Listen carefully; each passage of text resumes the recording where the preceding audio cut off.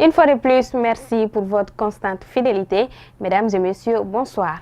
Sur initiative du président du GLSM, Sid Chérif Ousmane Madane Aïdara, le bureau de la commune 6 a rencontré les autorités politiques, militaires, administratives, coutumières et religieuses de la dite commune pour échanger sur les préoccupations majeures des membres du GLSM commune 6.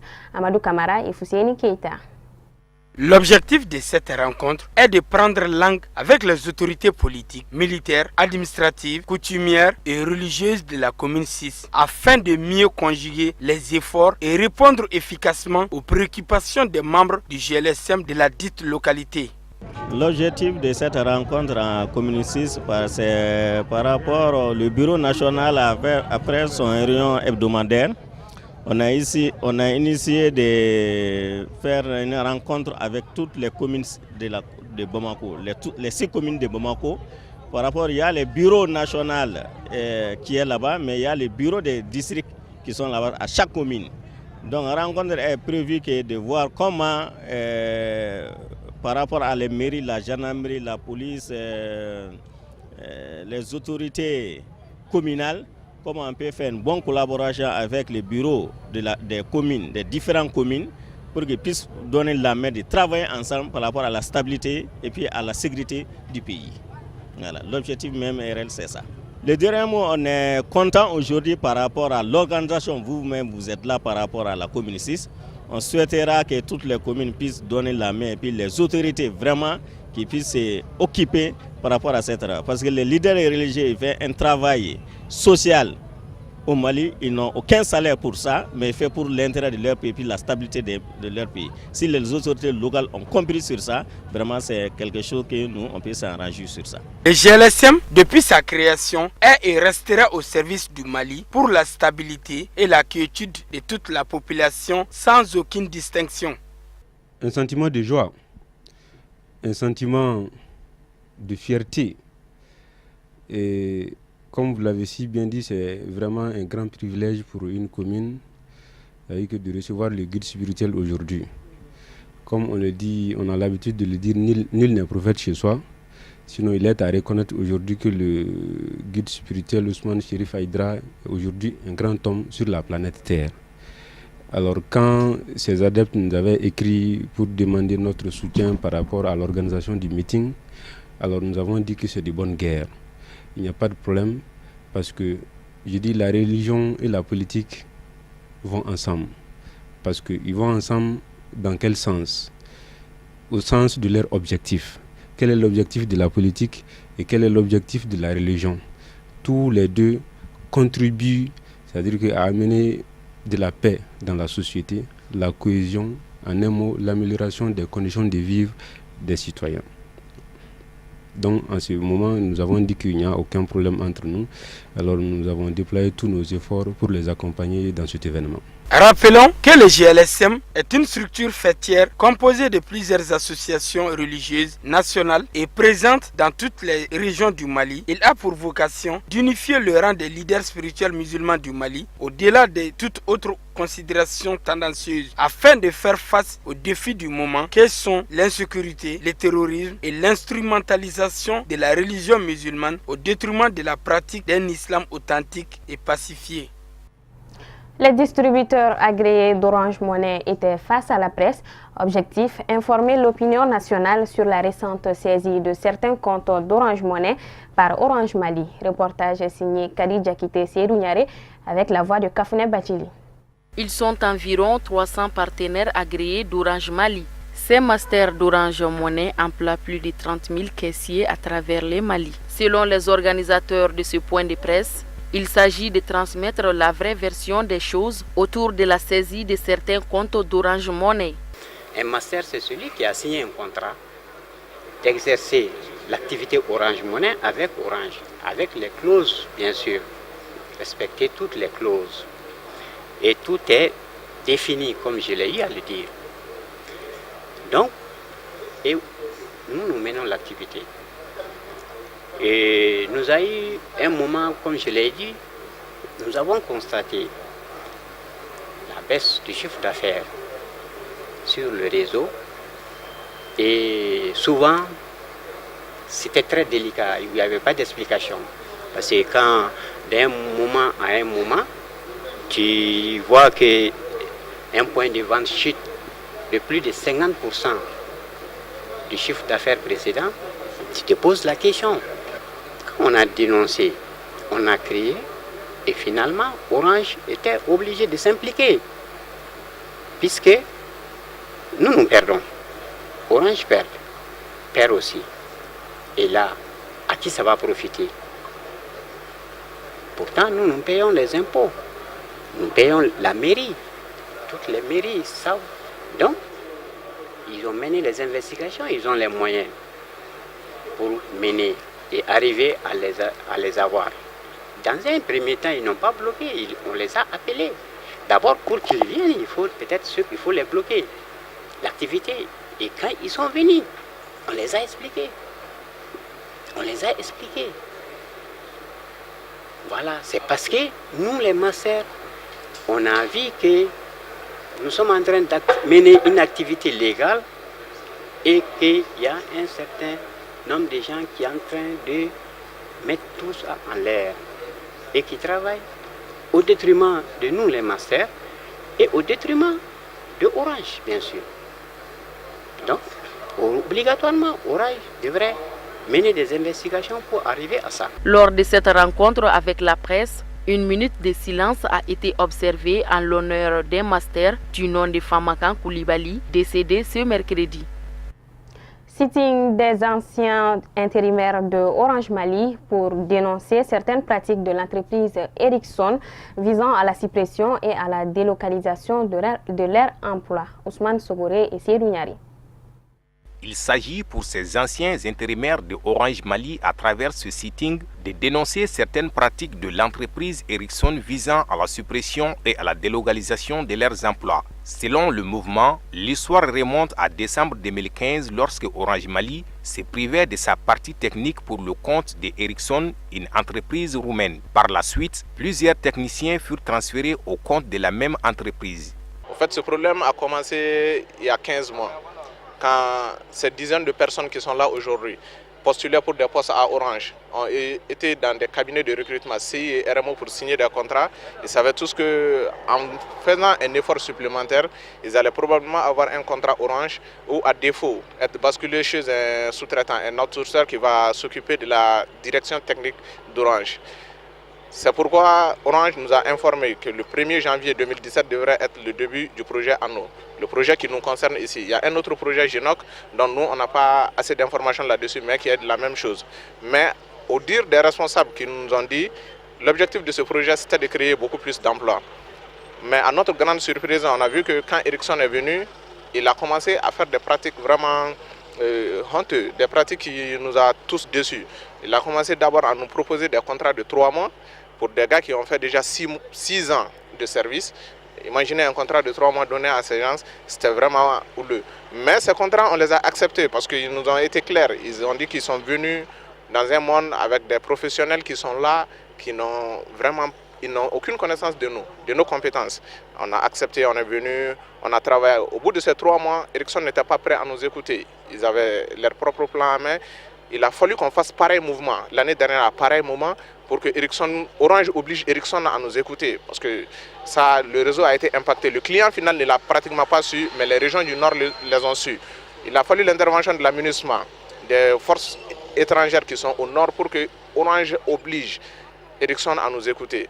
Une fois écoutés, on a été clément, on est venu les écouter, ils ont dit on va vous donner des contrats.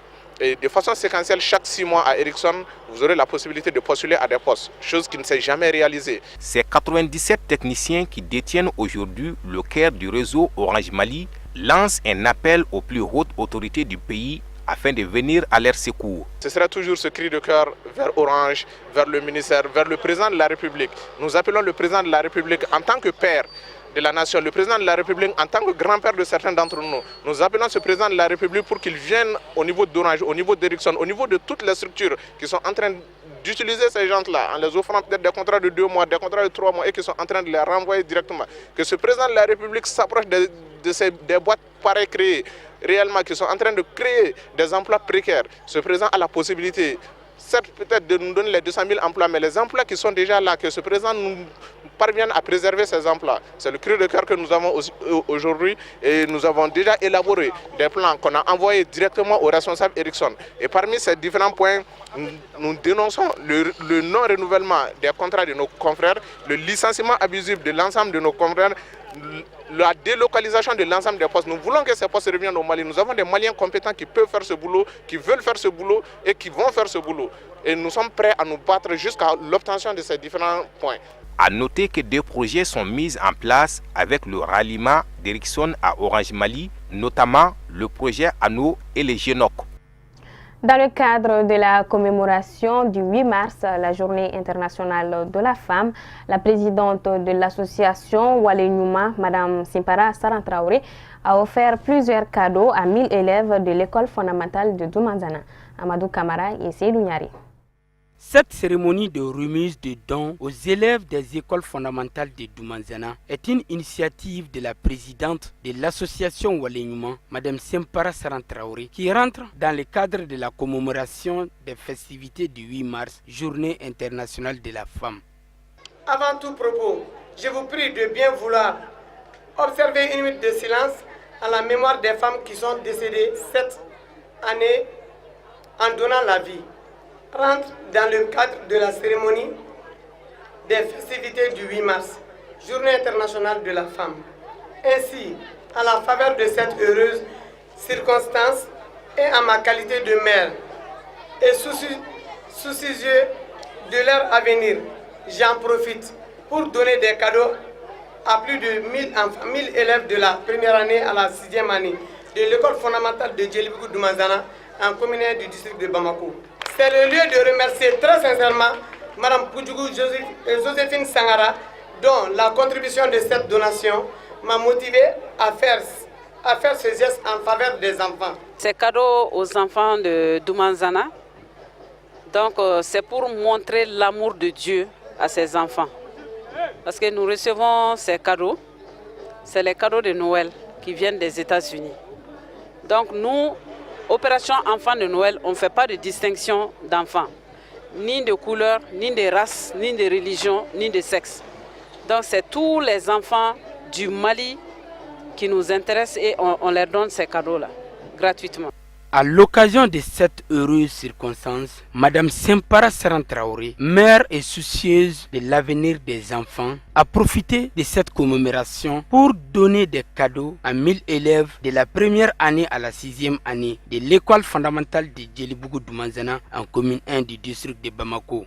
Je suis vraiment heureux ce matin, très honoré de pouvoir assister à cette grandiose manifestation qui ne me surprend pas du tout de la part d'une grande dame qui a beaucoup œuvré, non seulement pour ce pays, Bamako et notre commune.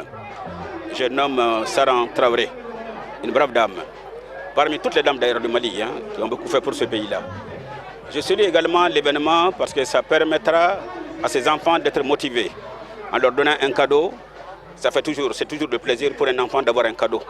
Et ça les incitera à travailler davantage et à se dire qu'un jour ils seront des responsables comme nous parce qu'ils ont mérité un cadeau un certain 8 mars de 2007 à l'école de Djelibougou. Comme chaque année, l'association Wale Nyouma, à travers sa présidente, commémore la Journée internationale de la femme avec la plus belle manière. Cette année, elle fête cette journée mémorable des femmes en faisant une œuvre utile, en contribuant à l'éducation, aux droits de la femme, à la liberté des enfants pour assurer la transition générationnelle dans la paix, la stabilité et l'égalité. Cette journée commémorée par l'association Wale Nyouma avec comme présidente Sarah est une très grande journée. Une très grande journée qui va vers la communion des cœurs et des esprits, surtout des femmes et des enfants. Si Joséphine, le porteur des cadeaux, a accepté d'accompagner l'association Wale Nyouma, c'est sûr qu'elle peut accompagner d'autres associations. Donc demandons aux femmes, aux enfants, que les uns et les autres, que les populations s'unissent. Sans le rassemblement, sans l'union, sans la concorde, rien ne peut s'obtenir. Nous traversons des moments difficiles avec les femmes, avec les enfants. Je suis certain que nous pouvons dépasser ces caps. Mais rien ne peut se faire sans la communication. Vous qui êtes de la presse, aidez-nous à faire passer les messages afin que les populations adhèrent aux différents projets de société et que le développement puisse continuer. Rappelons que la Journée internationale de la femme est devenue un rendez-vous obligé de l'année pour l'association Walignement qui, à travers des manifestations, des donations et des gestes de solidarité agissantes envers les couches les plus démunies, d'où cette parfaite illustration des donations de cadeaux aux enfants des écoles fondamentales de Djelibougou Doumanzana en commune 1 du district de Bamako. Avant de boucler cette édition, Moussa Fomba nous fait un tour d'horizon de l'actualité africaine. C'est tout de suite en bref et en images.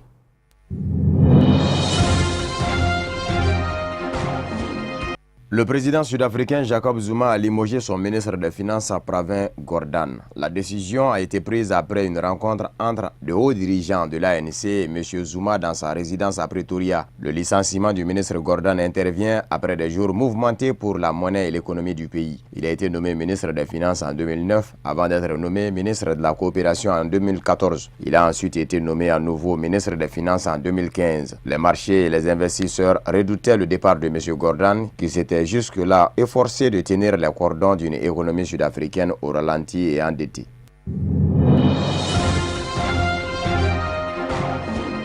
C'est la 14e visite de la Cour pénale internationale en Guinée-Conakry et cette fois-ci, les experts ont d'abord rencontré les magistrats en charge de l'instruction puis le ministre de la Justice. Sur la table, le dossier du massacre du 28 septembre 2009 où au moins 150 opposants politiques ont été tués et une centaine de femmes violées. Dans les locaux du ministère de la Justice, l'audience a duré près d'une heure. Le temps pour les deux émissaires de la Cour pénale internationale de dresser le bilan de l'extradition puis de l'inculpation du militaire Toumba Diakité, l'un des principaux responsables présumés du massacre du stade.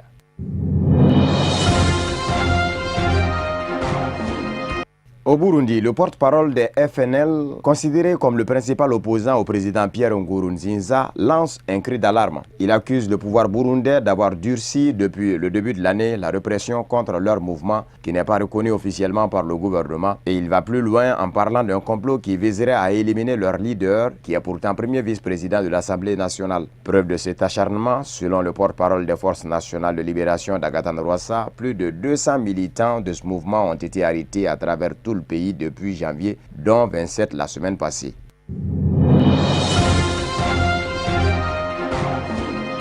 Le rassemblement de l'opposition en République démocratique du Congo prépare la riposte à ce qu'il considère comme un blocage volontaire de la majorité présidentielle à l'accord de paix du 31 décembre. Après l'annonce d'une série de manifestations pacifiques à partir du 10 avril, Félix Tshisekedi, président du rassemblement, a appelé à une journée ville morte ce lundi 3 avril, puis à une grève générale le 5 avril. Des manifestations censées illustrer le mécontentement de l'opposition face à l'insuccès des négociations politiques entreprises par l'Église catholique congolaise et auxquelles cette dernière a d'ailleurs claqué la porte en début de semaine.